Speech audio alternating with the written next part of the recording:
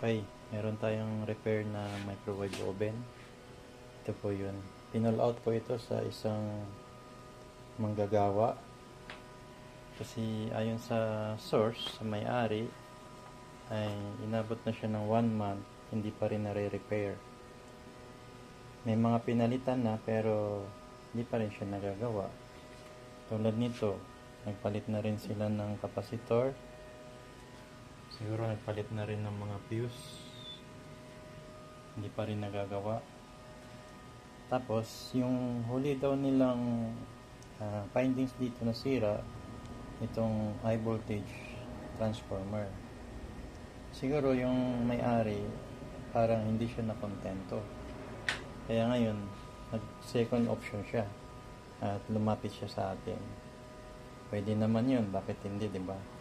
Kasi nga, yung mga pasyente nga, nagsisecond